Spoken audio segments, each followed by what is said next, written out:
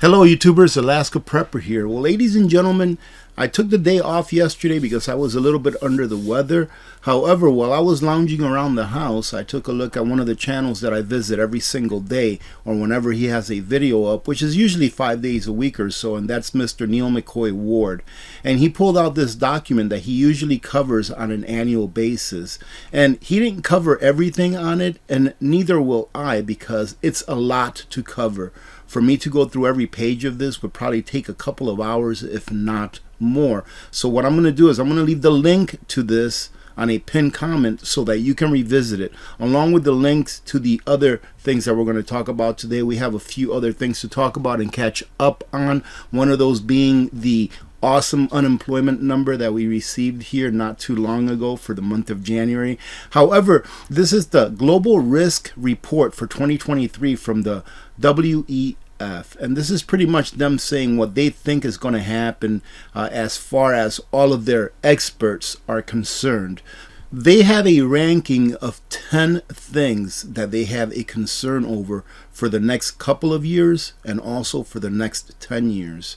But for those of you that think that the economic recession / depression that we are entering is going to be over anytime soon, well, according to them at least, ladies and gentlemen, and remember, these people are made up of supposedly experts and world leaders, so they're actually a little bit more in the know than the average person. However, take this with a grain of salt. This can very likely be propaganda on their part to make you believe what they want you to believe. However, I think there's a lot of validity to a lot of the things that they point out here. So here is a global risk ranked by severity over the short and long term. And you can see here that it's over the 2-year period and over the 10-year period. So let's take a look at the 2-year period first. And of course, the cost of living crisis is a concern for the next 2 years. I believe that the cost of living crisis will be a concern for at least the next 10 years until after we get rid of this monetary system that we have now and shift over into another one. Now, a lot of people think that when I say shift over to a new monetary system, it means that the dollar is going to change. They may still very likely use this, all right? Because, you know, back in before 1971, they were using Federal Reserve notes, right? The problem is that after 1971, the Federal Reserve no longer had a backing. So they're still using the same note, but it's a different monetary system. One that went from one that was backed by something physical, which at that time was gold, to one that's not backed by anything at all except for your labor. Because without your labor, you can't pay taxes to service the debt that they've accumulated. So the cost of living crisis is going to be a big thing here in the next couple of years, according to them. Natural disasters and extreme weather events. Geoeconomic confrontation. What I take geoeconomic confrontation to be is what's happening now. What's been happening for a while, really. I mentioned a few videos ago that we've already started World War III. That we are already in World War III, but that it is a financial world war between the East and between the West. And what they're saying here by geoeconomic confrontation is that maybe eventually within the next couple of years, as we've all been stating for a long time, well, a lot of people have been stating that the world is going to fragment into 2 different financial systems or monetary systems. The BRICS nations, of course, have been working on their own system, and we will probably end up in the Western world, or the Western nations, make a new system to trump the one that we're currently in, because the one that we're currently in, ladies and gentlemen, is on its last leg. Number 4 is failure to mitigate climate change. And of course, how do you mitigate climate change, ladies and gentlemen? By changing the behavior of the people. Why? Because climate change, for some reason, has been found to be caused by human activity. I'll leave it at that because you know that I can get into that for a while. Number 5, erosion of social cohesion and societal polarization. The erosion of society, ladies and gentlemen, in my opinion, it's a cycle. It happens about every 60 years where you see a lot of social unrest, a lot of defragmentation within the country, meaning that we're no longer united, that we don't have a common cause as a people, and we've seen that happening as well. Large-scale environmental damage incidents, failure of climate change adaptation. This climate change is a big thing with them, of course, because it's what gives them their power, right? Well, what gives them their power is that our governments and our big companies and corporations are willing to toe the line for them or bow to their masters, right? Widespread cybercrime and cyber insecurity, natural resources crises, and large-scale involuntary migration, which occurs obviously because of the policies that governments put forward. So those are the things that you have to look forward to for the next couple of years, according to them. And there is a lot more stuff here, ladies and gentlemen. Maybe I'll nitpick a piece here and there and do a video about it here in the coming next weeks. Now let's take a look at another report that they put out that has to do with finances or with the economy. I did highlight a few sections in this that I found that were interesting to talk about. So it says here, global recession risk looms. The outlook for the economy is gloomy, ladies and gentlemen, according to the results of their latest survey from their economists. Despite some positive signals in the final months of 2022 and easing of inflation pressures, a modest uptick in consumer sentiment and stabilization of commodity prices, almost 1 in 5 components or respondents, now consider a global recession to be extremely likely in 2023, more than twice as many as the previous survey in September of 2022. The IMF expects around a third of the global economy to enter a recession in 2023. And ladies and gentlemen, that will be the domino that starts all the other dominoes.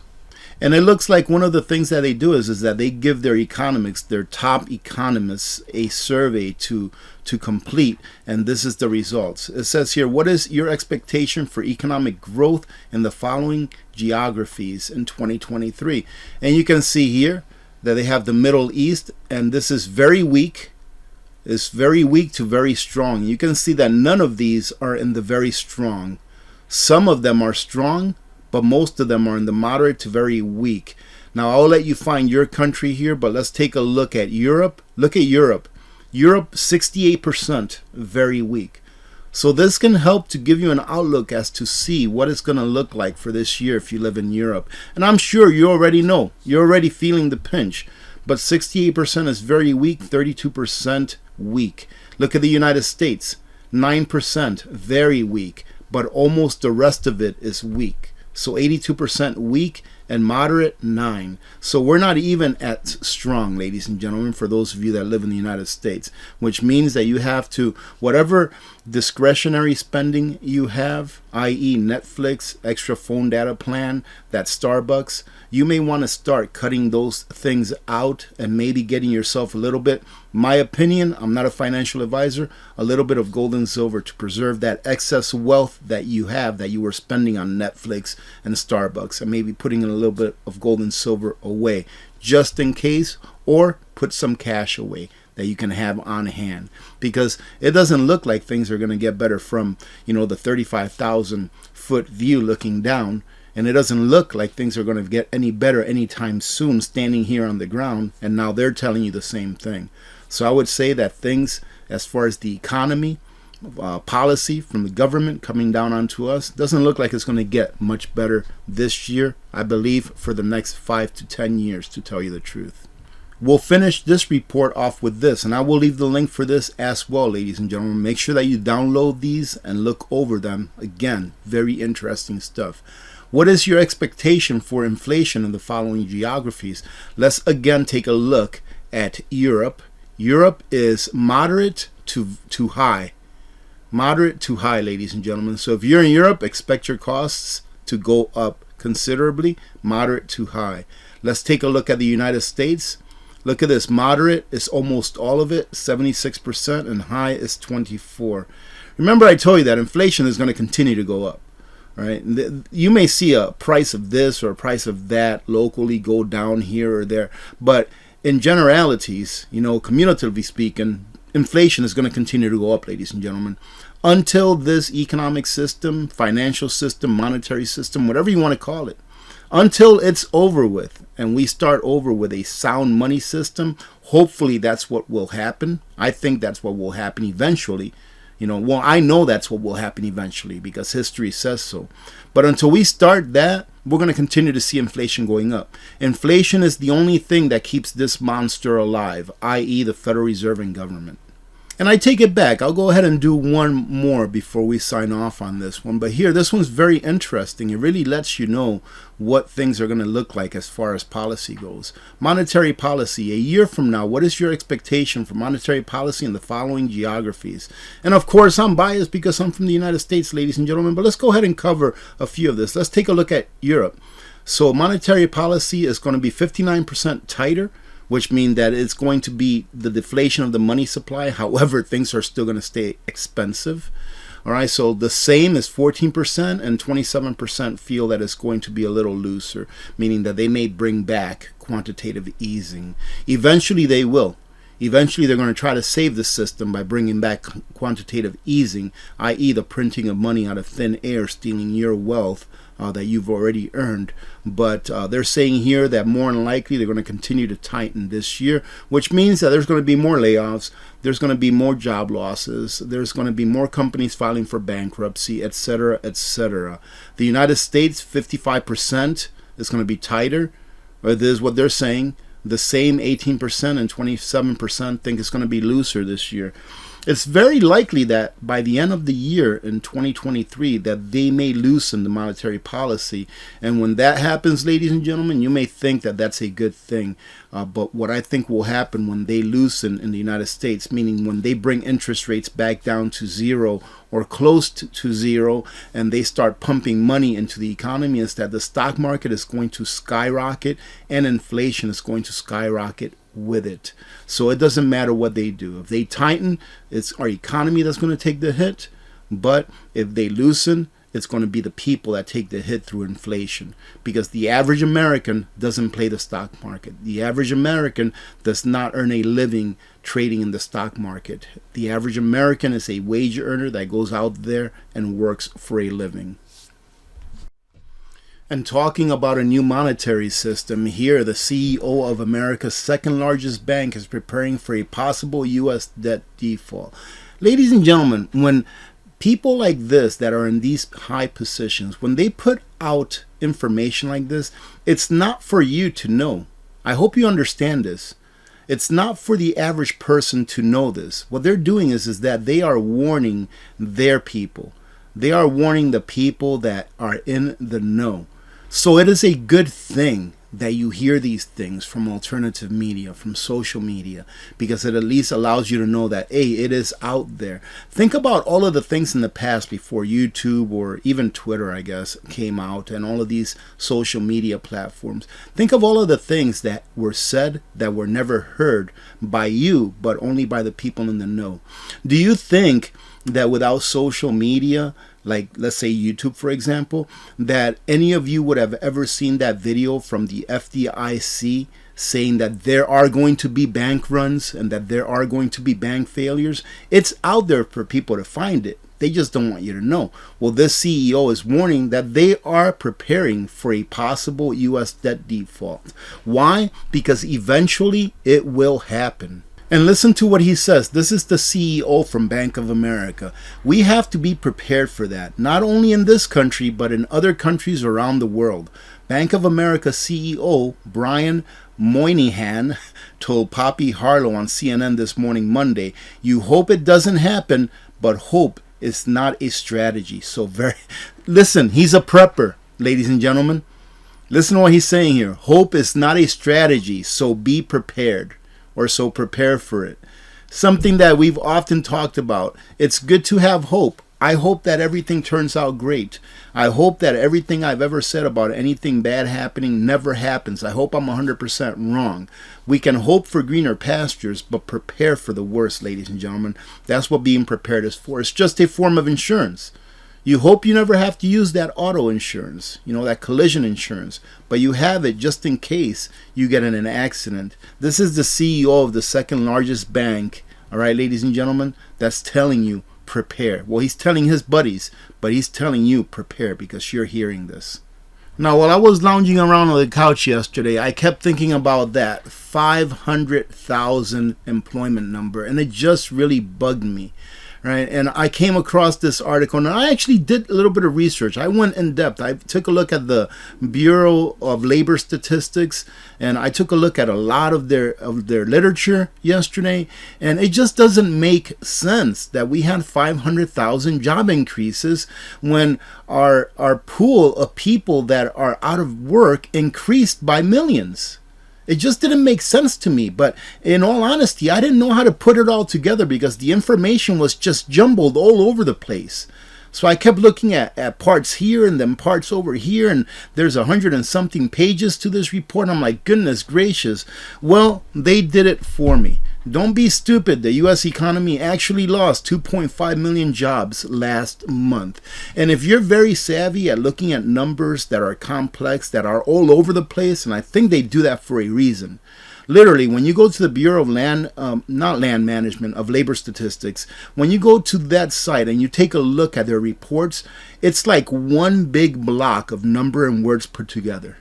It's almost made as if they don't want you to read it, or they want to discourage you from actually digging into it. And I'll tell you what, with me it worked. I dug into it, but it's just so much information and spread out through so many places that I just couldn't make too much sense of it. I think I figured it out, but it's just too much to actually put into a video, and that's why I depend on these guys here that actually do it. Here they're saying, we are being told that the U.S. economy added 517,000 jobs last month, meaning in January. But that is not true. And it's not, ladies and gentlemen. Sadly, the truth is that the U.S. economy actually lost 2.5 million jobs in January. Think of all of these companies that are laying off and letting people go and shutting their stores down. I put this on a video not too long ago. I think it was in the early part of January, where I showed you a list of companies that were laying off in 2023, and it just kept going on and on and on. But we're gaining jobs. Really, ladies and gentlemen, all you have to do is take a look around and see if we really are. So how in the world does a loss of 2.5 million jobs become a gain of 500,000 jobs? Every month, the government bureaucrats apply adjustments. These are adjusted numbers. It doesn't mean that they're real. They take the real numbers and they adjust them so that it can fit their narrative. So they make adjustments to the numbers that they believe are appropriate. And at this point, their adjustments have become so absurd that they have turned the monthly unemployment report into a total farce. They've pretty much done that with a lot of the reports that they put out. Take a look at the Federal Reserve. And whenever they put something out and it starts working against them as far as the people being able to see what's going on, I think it's the M1 money supply that they stopped putting a print out every month or every quarter. They just stopped doing it. Well, here they're expected to put out a jobs number, so they adjust it so that it can look the way that they want it to look. You know, wouldn't it be easier for governments if they were just honest? If they were just honest with the people, just up front and say, hey, listen, everything is looking really bad. The last 2 years were a tragedy, especially because it is we government that caused that tragedy. We caused all these businesses to go out of business. How would you take that, ladies and gentlemen? Can you put it in the comments? How would you take that if government finally came clean and said, listen, this has all been our fault, but this is how we can fix it? And unfortunately, the way to fix it is going to bring about a lot of pain. But wouldn't it be better if they just came up and said, hey, this is what's going on. This is what we need to do to fix it. It's not going to be easy, but we can do it if we stick together. Going back to the fundamentals, going back to the family unit, going back to not having all of these government programs that steal from others to give to others, etc., etc. But I have to digress because I'm going on a tangent here.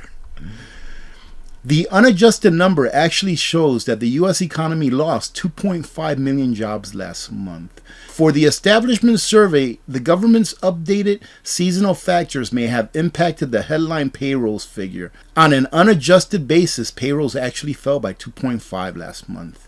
That is actually what was measured. That is actually what was measured. But if you brazenly add 3 million more jobs to the report, it simply doesn't exist that we actually lost 2.5 million. So ladies and gentlemen, like I've said in the past, the numbers that they give you are the numbers that they want you to know. So you have to do a little bit of research by yourself. Now, for a little bit of encouraging news, ladies and gentlemen, the chairman of the House of Armed Services Committee is vowing to expel all Chinese goods and materials from the United States defense supply chains.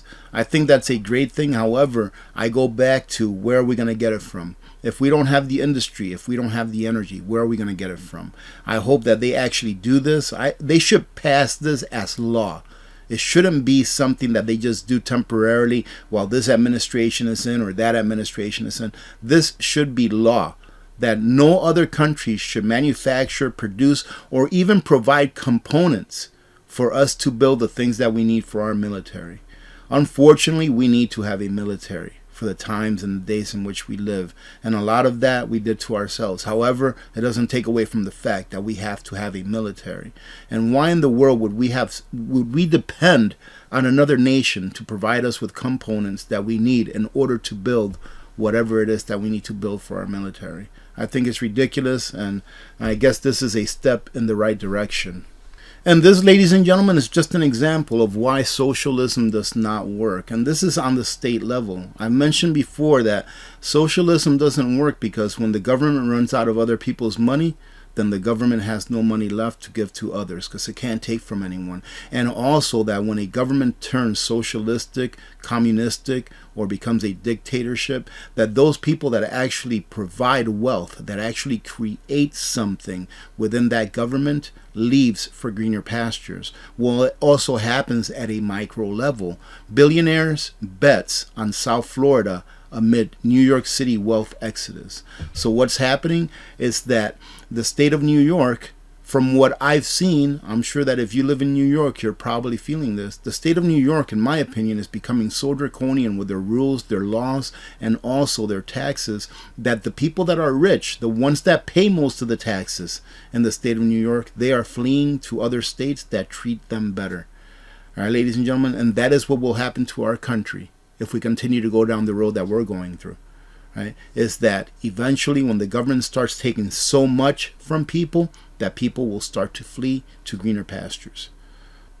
And to finish it off, ladies and gentlemen, just say a prayer for the people of Turkey. It keeps getting worse and worse. I'm sure that by now you all know that there was a really big earthquake in Turkey. It was only a 7 point something. I don't remember exactly what it was, but a 7 point something earthquake.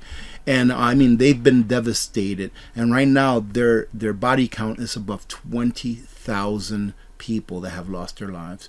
Having said that, thank you very much for joining in this morning. Truly do appreciate every one of you, ladies and gentlemen. I want you to know that sincerely from the bottom of my heart. I hope that you have a great rest of your day, and I hope that I see you later on during our live stream this afternoon. God bless every one of you. God bless America. I'm Alaska Prepper. I'm out.